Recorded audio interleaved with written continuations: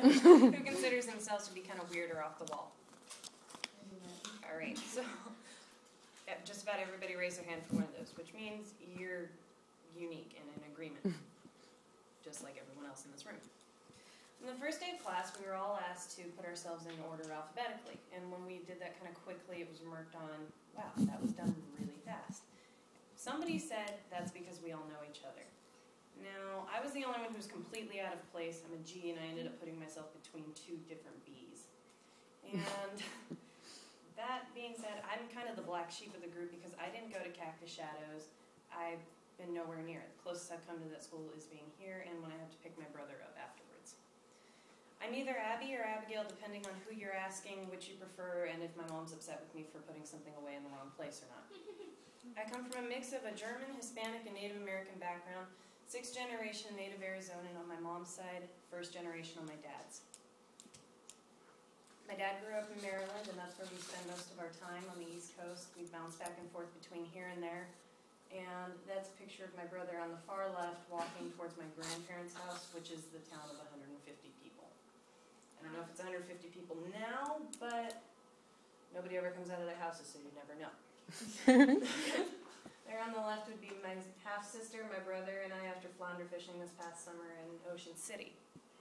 Our family's very close-knit, and we've kind of stayed that way, even though we now live in the boonies.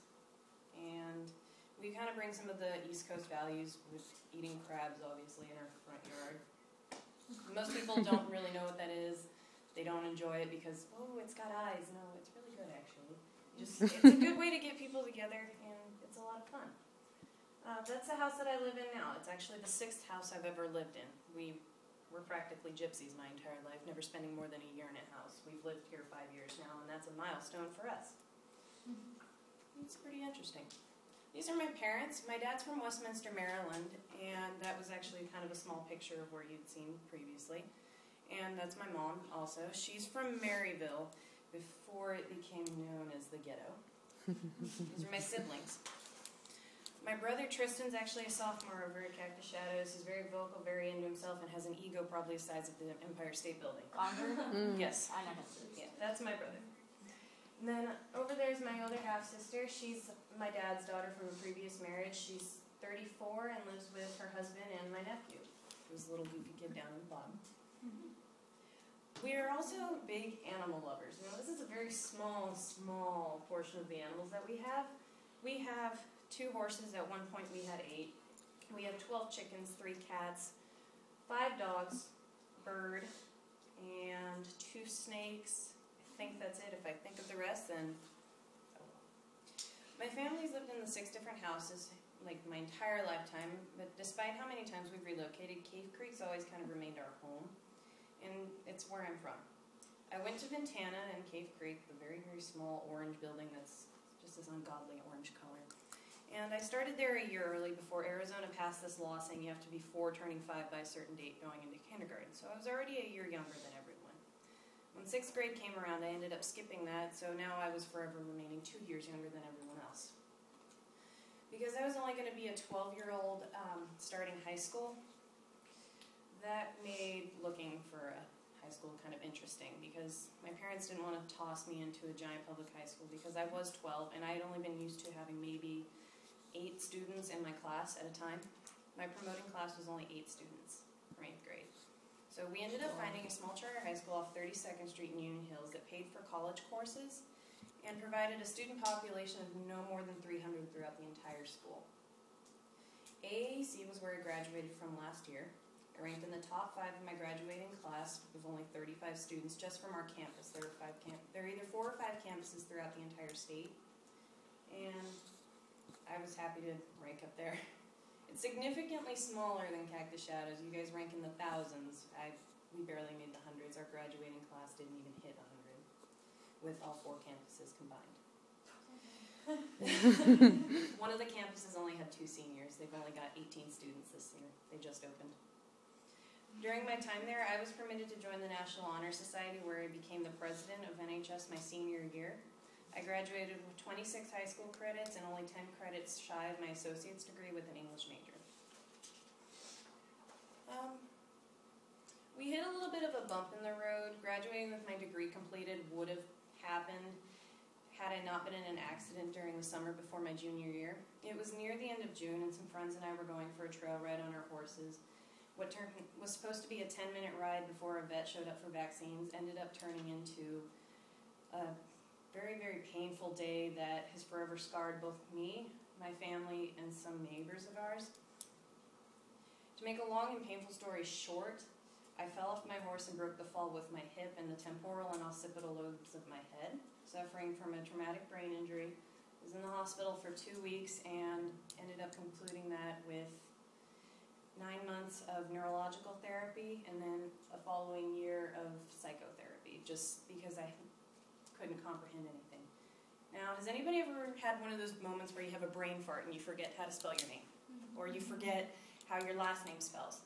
Think of that and then relate it to when you were first trying to learn how to read.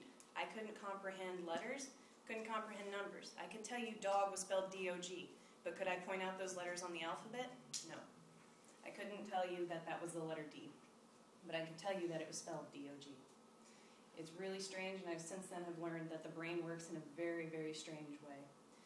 That was at 8 in the morning, and then my memory of that day didn't return till the next day around 5 in the evening.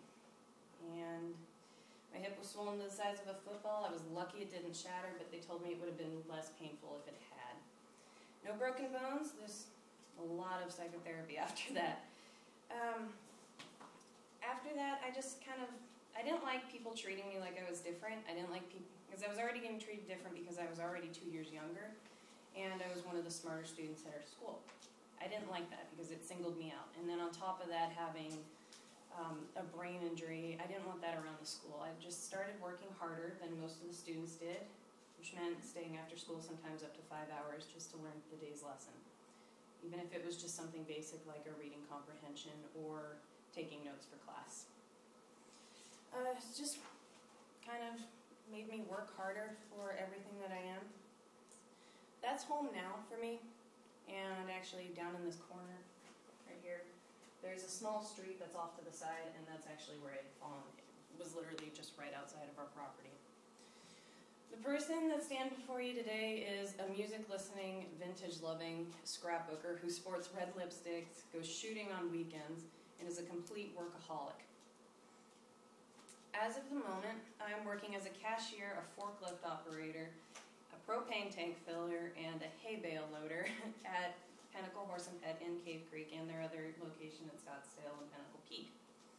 Before that, I was a hostess and a buster for a year at the Smokehouse in Frontier Town in Cave Creek, and before that, I illegally bartended between ages of 13 and 15 for cash under the table. And it wasn't bad. Brought home $300 every Friday night. One of these days, after I finished my schooling at GCU, I got a scholarship there to work on my bachelor's after I finished my last semester here. I hope to completely toss aside small entry-level jobs like that and become a high school English teacher, just because that's always been my forte. And after my accident, writing was kind of the only way that I was able to escape my own mind, because you start to go insane after a while with everybody telling you something's wrong with you. And then you never really know if you're supposed to believe it or not. But it's just a bump in the road, and you just learn to surpass them, and you learn to deal with it afterwards. My family now owns a pawn shop that's in Cave Creek. My dad's very awkward, and will tell you exactly how it is if you go in there and say hi to him. The Ferris wheel is actually from Maryland. There's a carnival called the Jolly Roger that is it's literally, have you ever been there? No, I've heard about it. It's literally right on the ocean. They build a giant boardwalk in it, like it goes out from the dock. The dock is a million sizes bigger than it should be, and they have a giant Ferris wheel there. I got a tattoo as a graduation gift. That's actually a picture of it. Most people get scholarships and luggage or whatever. I got a tattoo and a set of B.F. Goodrich tires. Yeah. My friends and I were goofy, but they helped me through a lot. And these are just some of the small aspects that help shape who I am today.